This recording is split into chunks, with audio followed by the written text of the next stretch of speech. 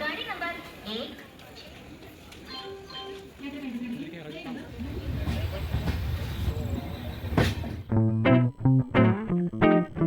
Hello friends, എൻ്റെ പുതിയൊരു വീഡിയോയിലേക്ക് എല്ലാവർക്കും സ്വാഗതം. അപ്പോൾ ദേ ഞങ്ങളിപ്പോൾ എല്ലാവരും കൂടെ ഒരു യാത്ര പോകാനായിട്ട് പ്ലാൻ ചെയ്തിരിക്കുകയാണ്. യാത്ര എന്താണെന്ന് നിങ്ങൾക്ക് ഇപ്പോൾ തന്നെ മനസ്സിലായിട്ടുണ്ടാവും. അപ്പോൾ ചേട്ടായും ചേട്ടായുടെ ഫ്രണ്ട്സും അവരുടെ വൈഫും ഒക്കെ ആയിട്ടാണ് യാത്ര തുടങ്ങുന്നത്.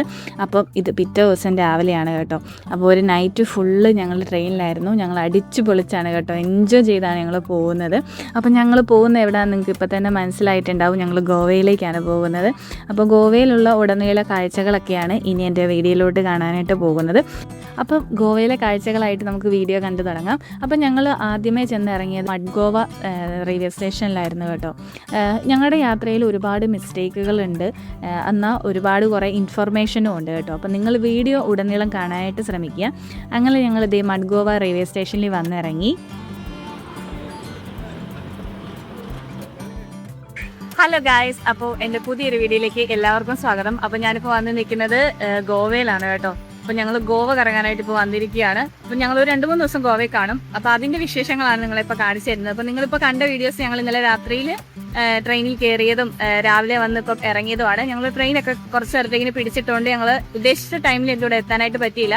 അപ്പം ഈ എന്നത്തെ എൻ്റെ ബ്ലോഗ് എന്ന് പറയുന്നത് ഗോവയിലെ യാത്രകളും കാഴ്ചകളുമാണ്. അപ്പം നമുക്ക് വീഡിയോയിലേക്ക് പോവാം. അപ്പോൾ ഞങ്ങൾ റെയിൽവേ സ്റ്റേഷനിൽ വന്ന് ഒന്ന് ഫ്രഷ് ആയതിന് ശേഷമാണ് പുറത്തേക്ക് ഇറങ്ങിയത്. അപ്പോൾ പുറത്തോട്ട് ഇറങ്ങിയപ്പോൾ തന്നെ നമുക്ക് ബൈക്കിന് റെൻറ്റിന് കിട്ടാൻ വേണ്ടി ആൾക്കാർ നമ്മുടെ ചുറ്റിനും വരും. അവർ ഓരോരോ വിലകൾ പറയും. അപ്പം നമുക്ക് താല്പര്യം ഉണ്ടെങ്കിൽ അവരുടെ നിന്ന് മേടിക്കാവുന്നതാണ്. പക്ഷേ ഞങ്ങൾ അവരുടെ നിന്നൊന്നും മേടിച്ചില്ല, കാരണം ഞങ്ങൾക്ക് ഫുഡൊക്കെ കഴിക്കണം. ഫുഡ് കഴിച്ചതിന് ശേഷം വണ്ടി റെൻറ്റിന് എടുക്കാമെന്നുള്ള തീരുമാനത്തിലായിരുന്നു. അപ്പോൾ അതിനെക്കുറിച്ചുള്ള സംസാരിച്ചൊക്കെ നടന്നൊക്കെ പോവുകയാണ് കേട്ടോ. അപ്പോൾ വണ്ടി റെൻറ്റിന് എടുക്കുമ്പം പരമാവധി സൂക്ഷിച്ചൊക്കെ എടുക്കാനായിട്ട് ശ്രമിക്കുക, കാരണം പല പറ്റീരുകൾ നടപ്പുണ്ട്. അപ്പം ഞാൻ എല്ലാവരോടും ക്യാമറയിലേക്ക് നോക്കാൻ പറയാണ് കേട്ടോ. അപ്പൊ എന്തെങ്കിലും അഭിപ്രായങ്ങളൊക്കെ പറയാനായിട്ട് പറയാണ്.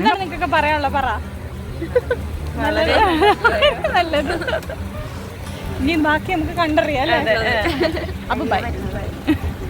അപ്പം ഞങ്ങൾ റെയിൽവേ സ്റ്റേഷന് വാതിക്കെ നിന്ന് പല ചർച്ചകളിൽ ഏർപ്പെട്ടതിന് ശേഷം ഫുഡ് കഴിക്കാനായിട്ട് പോയി. ഫുഡ് കഴിച്ചതിന് ശേഷമാണ് ഞങ്ങൾ വണ്ടി റെൻറ്റിനെടുത്തത് കേട്ടോ. അപ്പോൾ ഇവർ 4 പേരും കൂടെ പോയി അന്വേഷിച്ച് പിന്നെ വണ്ടിയുടെ കാര്യങ്ങൾ ഇത്ര ദിവസത്തേക്കിന് എത്ര റെൻറ്റ് അങ്ങനെയുള്ള കാര്യങ്ങളെല്ലാം അന്വേഷിച്ചതിന് ശേഷമാണ് വണ്ടി എടുത്തത്. വണ്ടി എടുത്ത് കിട്ടിയപ്പോൾ തന്നെ മഴ പെയ്തു കേട്ടോ. മഴ പെയ്ത് റെയിൻകോട്ടൊക്കെ ഇട്ടാണ് ഞങ്ങളുടെ യാത്ര. അപ്പം ഞങ്ങളിപ്പോൾ തിരിക്കുന്നത് ഞങ്ങളുടെ റിസോർട്ടിലേക്കാണ് കേട്ടോ. നല്ല മഴയായിരുന്നു. നല്ല മഴയത്താണ് ഞങ്ങൾ റിസോർട്ടിൽ ചെന്ന് കയറുന്നത്. ഈ യാത്രയൊക്കെ നല്ല അടിപൊളിയായിരുന്നു. കാര്യം ഞങ്ങൾ പോയ സമയത്ത് നല്ല മഴയാണെങ്കിൽ കൂടിയും എല്ലാം എൻജോയ് ചെയ്താണ് ഞങ്ങൾ പോയത്. പിന്നെ ഞാൻ പറഞ്ഞ പോലെ ഒരുപാട് മിസ്റ്റേക്കുകളൊക്കെ വന്നിട്ടുണ്ട്, കാരണം എടുപിടി എന്നുള്ള പോക്കും വരവും ഒക്കെ ആയതുകൊണ്ട് ഒരുപാട് സ്ഥലങ്ങൾ ഞങ്ങൾക്ക് കവർ ചെയ്യാൻ പറ്റിയിട്ടില്ല. അതാണ് ഞങ്ങൾക്ക് പ്രോപ്പറായിട്ട് വന്നൊരു മിസ്റ്റേക്ക് എന്ന് പറയുന്നത്. പക്ഷേ എന്നാലും ഞങ്ങൾ പോയത് ഭയങ്കരമായിട്ട് എൻജോയ് ചെയ്തു. ആ നിമിഷം ഞങ്ങൾ ഒരുപാട് ആസ്വദിച്ചു കേട്ടോ. പോയ വഴികളിൽ ഒരുപാട് നല്ല കാഴ്ചകളൊക്കെ ഉണ്ടായിരുന്നു. മഴ കാരണം കുറേ കാര്യങ്ങളൊന്നും എനിക്ക് വീഡിയോയിലായിട്ട് എടുക്കാനായിട്ട് സാധിച്ചില്ല.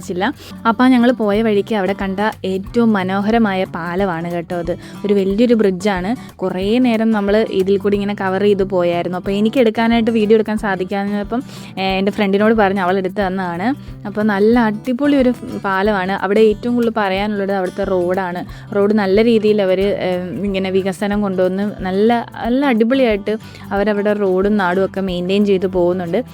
എനിക്ക് നമ്മുടെ കേരളം വെച്ച് നോക്കുമ്പം ഒന്നുകൂടെ ബെറ്ററായിട്ട് തോന്നി ഗോവ എന്നുള്ളൊരു സ്ഥലം. കാരണം അതുപോലെ ഒരു സ്ഥലം നല്ല രീതിയിൽ ഡെവലപ്പ് ചെയ്താണ് പോകുന്നത്. ഒരു നീണ്ട വലിയൊരു പാലമാണ് കേട്ടോ. കുറേ മണിക്കൂർ നമ്മൾ ഇതിൽ കൂടെ പോകും. പിന്നെ എടുത്തു പറയേണ്ട അവരുടെ നാഷണൽ ഹൈവേ ഒക്കെയാണ്. മനോഹരമായിട്ടാണ് അവരത് പണിത് വെച്ചിരിക്കുന്നത്. ഇപ്പം കണ്ടത് നമ്മളവിടുത്തെ ബിൽഡിങ്ങുകളും ചർച്ചുകളും ഒക്കെയാണ്. പോർച്ചുഗീസ് സ്റ്റൈലിലാണ് അവർ ഓരോന്നൊക്കെ നിർമ്മിച്ചിരിക്കുന്നത് കേട്ടോ. അപ്പോൾ ഇത് തന്നെയല്ല, ഒരുപാട് ബിൽഡിങ്ങൊക്കെ ഞങ്ങൾ കണ്ടുവന്നായിരുന്നു. അപ്പോൾ ഞങ്ങളത് പറയുകയും ചെയ്തു, നമ്മുടെ നാട്ടിൽ നിന്ന് വ്യത്യസ്തമായിട്ട് നമുക്ക് തോന്നുന്ന അവിടുത്തെ ബിൽഡിങ് പണിത് വെച്ചിരിക്കുന്ന രീതികളൊക്കെയാണ്. പുതുതായി വന്നതല്ല, പഴയ ബിൽഡിങ്ങുകളെ കുറിച്ചാണ് പറയുന്നത് കേട്ടോ. അപ്പോൾ ഞാൻ പറഞ്ഞ പോലെ നാഷണൽ ഹൈവേ ഒക്കെയാണ്. റോഡുകളുടെ വികസനം ഇപ്പോഴും നടന്നുകൊണ്ടിരിക്കുകയാണ്. അപ്പോൾ അത് അവിടുത്തെ സ്റ്റേഡിയമാണ്. അപ്പോൾ സ്റ്റേഡിയത്തിൻ്റെ വീഡിയോ എടുക്കാനാണ് ഞാൻ നോക്കുന്നത് കേട്ടോ. അപ്പോൾ ചെറിയ തോതിൽ ഷെയ്ക്കൊക്കെ സംഭവിക്കുന്നുണ്ട് വണ്ടി ഇരുന്ന് പോകുന്നതുകൊണ്ടാണ്. എന്തായാലും നമ്മുടെ നാടിനെ വെച്ച് നോക്കുമ്പോൾ നല്ല രീതിയിൽ പുരോഗമനമുള്ള പോലെയും നല്ല വികസനമുള്ള ഒരു നാടായിട്ടും എനിക്ക് ഫീൽ ചെയ്തു. കുറച്ച് ദൂരം നമ്മൾ യാത്ര ചെയ്തിങ്ങനെ വരുമ്പോൾ നമ്മൾ കാടിനകത്ത് കയറി വരികയും പിന്നീട് നമ്മൾ സിറ്റിയിലോട്ടും ചെല്ലുന്ന ഒരു പ്രതിനിധിയാണ് നമുക്ക് ഗോവയിൽ കൂടെ യാത്ര ചെയ്യുമ്പോൾ കിട്ടുന്നത്. അപ്പം ഞങ്ങളിപ്പം പോകുന്നത് ഞങ്ങൾ താമസിക്കുന്ന റിസോർട്ടിലേക്കാണ് കേട്ടോ. അങ്ങോട്ടുള്ള യാത്രയാണിത്. മുഴുനീളം മഴ പെയ്യും, കുറച്ച് കഴിയുമ്പോഴത്തേക്കിന് മഴ മാറും. അങ്ങനെയാണ് ഞങ്ങൾ പോയത്. എങ്ങും നിർത്തിയില്ല, കാരണം 1 മണിക്കൂറോളം യാത്രയുണ്ട് അങ്ങോട്ട്. അപ്പം നല്ലൊരു അടിപൊളി പോക്കായിരുന്നു ഞങ്ങളുടെ ഈ ഒരു ട്രാവലിംഗ് എന്ന് പറയുന്നത്. കാരണം മഴയുള്ളത് കൊണ്ട് തന്നെ നല്ല രീതിയിൽ മഴയൊക്കെ നനഞ്ഞ് ആസ്വദിച്ചാണ് പോയത്. റെയിൻകോട്ടൊക്കെ ഇട്ടത് കൊണ്ട് തന്നെ ഞങ്ങൾക്ക് ആ ഒരു മഴ വലിയ പ്രശ്നമായിട്ടൊന്നും ഫീൽ ചെയ്തില്ല. അപ്പോൾ ഇതിൻ്റെ അടിയിൽ കൂടെ പോകുമ്പോൾ നമ്മൾ നനയത്തൊന്നുമില്ല കേട്ടോ. അതുപോലെയാണ് അത് നിർമ്മിച്ച് വെച്ചിരിക്കുന്നത്. മഴയൊന്നും കൊള്ളാതെ നമുക്ക് ഇതിൻ്റെ അടിയിൽ കൂടെ നല്ല സുഖമായിട്ട് പോകാനായിട്ട് സാധിക്കും. ഇപ്പോഴും അവിടെ റോഡ് പണി നടന്നുകൊണ്ടിരിക്കുകയാണ്. ഓരോ ടൈമിലും ഓരോ സ്ഥലത്ത് ചെല്ലുമ്പം റോഡ് പണി ചെയ്യുന്നത് നമുക്ക് കാണാനായിട്ട് സാധിക്കുമായിരുന്നു. അപ്പം ഞങ്ങളുടെ യാത്ര ഇങ്ങനെ നീണ്ടു പോയി ഞങ്ങൾ ഏകദേശം ഞങ്ങളുടെ റിസോർട്ടിൻ്റെ അടുത്ത് എത്താറായിട്ടുണ്ട്. അപ്പോൾ അതിൻ്റെ ഇടയ്ക്ക് മഴ പെയ്യുന്നുണ്ട്. പിന്നെ അവിടുത്തെ സ്ഥലങ്ങളൊക്കെ കാണുമ്പോൾ ഞാൻ ചേട്ടായിട്ട് പറയായിരുന്നു, ഇത് നമ്മുടെ നാട് പോലെ തന്നെയുണ്ട്, അപ്പുറം ഇപ്പുറം പാടവും റോഡും ഒക്കെ ആയിട്ട് നമ്മുടെ നാട് പോലെ തന്നെ ഒരു വ്യത്യാസവും തോന്നുന്നില്ല എന്നൊക്കെ ചേട്ടായിട്ട് പറഞ്ഞു. ആകെ അവർ ഹിന്ദി സംസാരിക്കുന്നു, നമ്മൾ മലയാളം സംസാരിക്കുന്നു എന്നുള്ള വ്യത്യാസം മാത്രമേ ഉള്ളൂ. നല്ലൊരു പച്ചപ്പ് നിറഞ്ഞ ഒരു അന്തരീക്ഷമാണ് കേട്ടോ ഗോവ. ഞാൻ പ്രതീക്ഷിച്ച പോലെയൊന്നുമല്ല. നല്ല രീതിയിൽ അവർ ടൂറിസം നല്ല രീതിയിൽ ഡെവലപ്പ് ചെയ്യുന്ന ഒരാൾക്കാരായിട്ടാണ് എനിക്ക് ഫീൽ ചെയ്തിരിക്കുന്നത്. അങ്ങനെ ഞങ്ങൾ താമസിക്കുന്ന ഞങ്ങളുടെ റിസോർട്ടിലേക്ക് എത്തി. അലിഗ്രിയ എന്നാണ് ഞങ്ങളുടെ റിസോർട്ടിൻ്റെ പേര്. അപ്പോൾ ഏകദേശം പുറത്തുനിന്നുള്ള വ്യൂ ഇങ്ങനെയൊക്കെയാണ് കേട്ടോ. അകത്തോട്ട് കയറി ചെന്നപ്പോൾ നല്ല വിശാലമായ നല്ലൊരു വ്യൂ ഒക്കെ ആയിരുന്നു ഉണ്ടായിരുന്നത്. അപ്പോൾ ഞങ്ങൾ 8 പേർക്കും കൂടെ ഇവർ ഞങ്ങളുടെ നിന്ന് GST ഉൾപ്പെടെ 15 രൂപയാണ് മേടിച്ചത്. ഫുഡോ മറ്റു കാര്യങ്ങളോ ഒന്നും ഉണ്ടായിരുന്നില്ല, താമസം മാത്രമായിട്ടായിരുന്നു. ഫുഡൊക്കെ ഞങ്ങൾ പുറത്തുനിന്ന് വേറെ മേടിക്കുകയായിരുന്നു. അപ്പോൾ ഇതാണ് നമ്മൾ കയറി ചെല്ലുന്ന എൻട്രൻസ്. നല്ല രീതിയിൽ അവർ ആ സ്ഥലം മെയിൻറ്റെയിൻ ചെയ്തിട്ടുണ്ട്. ഇവിടെ വന്ന് ഞങ്ങൾ കുറേ ഫോട്ടോസും വീഡിയോസും ഒക്കെ എടുത്തിട്ടുണ്ടായിരുന്നു. അതൊക്കെ ഞങ്ങൾ ഇൻസ്റ്റയിൽ പോസ്റ്റ് ചെയ്തിട്ടുണ്ട്, കാണാത്തവരുണ്ടെങ്കിൽ പോയി കാണണം. അപ്പോൾ നല്ലൊരു ആംബിയൻസ് ഉള്ളൊരു ഏരിയ ആയിരുന്നു കേട്ടോ ഞങ്ങൾ താമസിക്കാൻ ചൂസ് ചെയ്ത സ്ഥലം.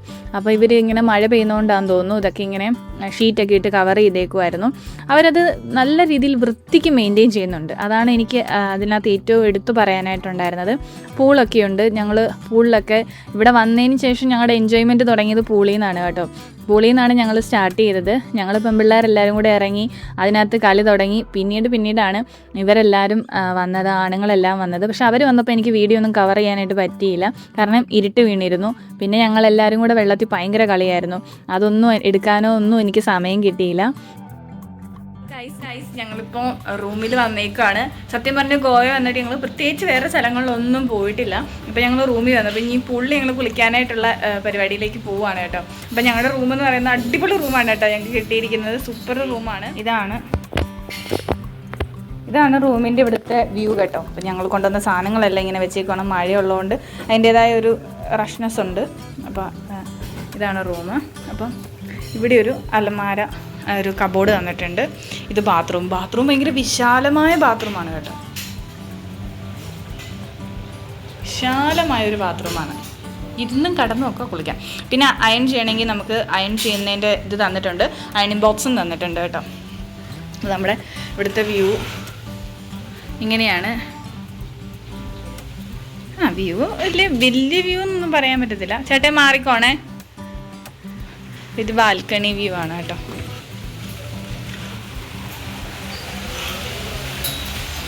ഇങ്ങനെയാണ് ബാൽക്കണിയിൽ നിന്നുള്ള വ്യൂ വരുന്നത്. ഞങ്ങൾ പൂളിലൊക്കെ ഇറങ്ങാൻ വേണ്ടി ഡ്രസ്സൊക്കെ ചേഞ്ച് ചെയ്ത് കേട്ടോ. അപ്പോൾ ഇനി പൂളിൽ ഇറങ്ങാനായിട്ട് പോവാണ്. അപ്പോൾ ഞങ്ങൾ ഇറങ്ങാനായിട്ട് അങ്ങ് തീരുമാനിച്ചു. അപ്പോൾ ഇനി അവർ പയ്യെ ഞങ്ങൾ വരും, ആണുങ്ങൾ പയ്യെ വരാമെന്ന് പറഞ്ഞിട്ടുണ്ട്. അപ്പം ഞങ്ങൾ എന്തായാലും ഇനി ഇറങ്ങാനായിട്ട് പോവാണ്. അപ്പോൾ പൂളിലെ വിശേഷങ്ങളൊക്കെ കാണിച്ചു തരാം. അപ്പോൾ നമ്മളിനി കുളിക്കാനായിട്ട് ഇറങ്ങാൻ പോകണം. ഞങ്ങളുടെ പൂള് കാണുന്നുണ്ടോ?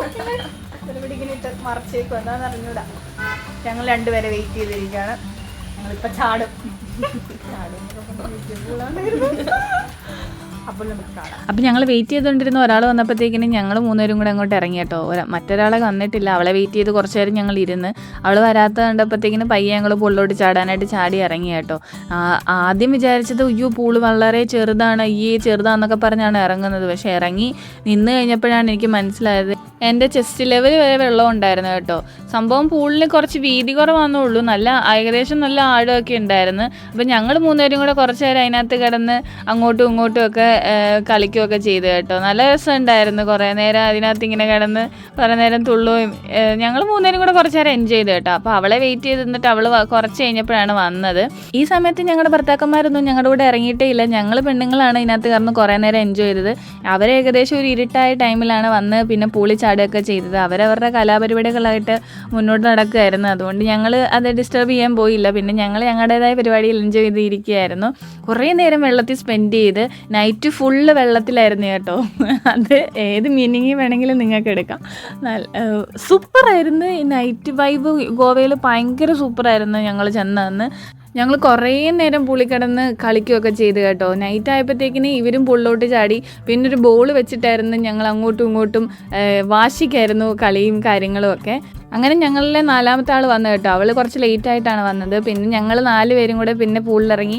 പിന്നെ ഭയങ്കര കളിയൊക്കെ ആയിരുന്നു കേട്ടോ. അങ്ങോട്ടും ഇങ്ങോട്ടും ഞങ്ങൾ നീന്താനൊക്കെ പഠിക്കുകയായിരുന്നു. അപ്പം എന്നെ ചേട്ടൻ ഒരു തവണ ഇങ്ങനെ ചെറുതായിട്ട് നീന്താനൊക്കെ പഠിപ്പിച്ചുകൊണ്ട് കുറച്ച് ചെറിയ തോതിൽ ഞാൻ ഇങ്ങനെ നീന്തുകയൊക്കെ ചെയ്തു കേട്ടോ. അപ്പോൾ ചേട്ടായിക്ക് ഭയങ്കര സന്തോഷമായി, കുറച്ചെങ്കിലും ഞാൻ നീന്താൻ പഠിച്ചല്ലോ എന്നുള്ളത്. അങ്ങനെ ഗോവയിലെ ഫസ്റ്റ് ഡേയുടെ ബ്ലോഗ് ഇവിടെ തീരുകയാണ്. അപ്പോൾ അടുത്ത ദിവസത്തെ വീഡിയോസുമായി വീണ്ടും കാണാം. അതുവരെ എല്ലാവർക്കും ബായ്.